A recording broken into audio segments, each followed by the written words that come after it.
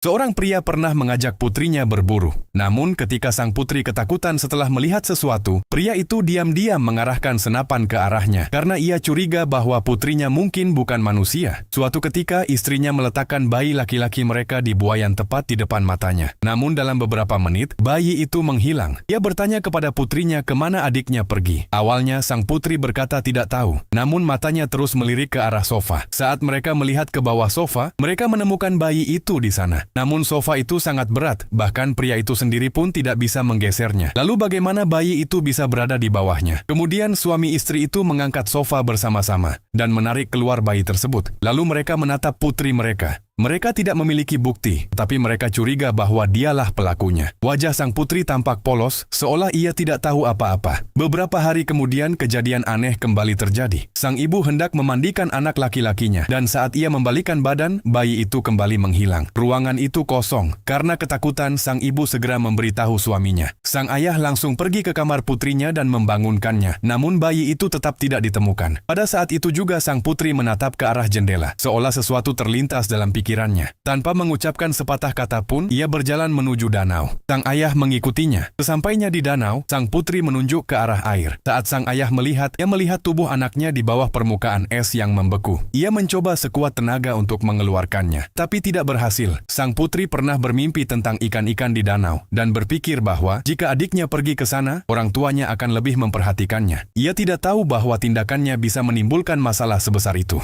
Kemudian, sang ibu melompat dari jembatan untuk mencari anaknya. Kepalanya terbentur keras dan ia meninggal. Sang ayah akhirnya yakin bahwa semua ini terjadi karena sang putri. Ia pun mengajaknya berburu, berniat membunuhnya jika ada kesempatan. Di hutan, seekor rusa muncul. Sang ayah mengangkat senapan dan mengarahkannya ke putrinya. Namun pada detik terakhir, ia berubah pikiran dan tidak menembak. Waktu berlalu. 10 tahun kemudian gadis itu kuliah. Ia masih belum mengetahui bahwa dirinya memiliki kekuatan khusus. Namun hal-hal aneh terus terjadi kemanapun ia pergi. Suatu hari saat ia sedang belajar di perpustakaan, tiba-tiba banyak burung gagak terbang dan menabrak jendela. Orang-orang ketakutan, tetapi tidak ada yang melihat bahwa tangan gadis itu gemetar. Ia sendiri juga ketakutan dan mencoba menyembunyikan tangannya. Namun tangannya justru gemetar semakin hebat. Tak lama kemudian ia pingsan dan tubuhnya mulai kejang-kejang. Ia segera dibawa ke rumah sakit, namun dokter tidak menemukan apapun yang salah. Semua orang mengatakan itu akibat stres karena kuliah, dan sang gadis pun mempercayainya. Namun kejadian-kejadian seperti itu terus berulang.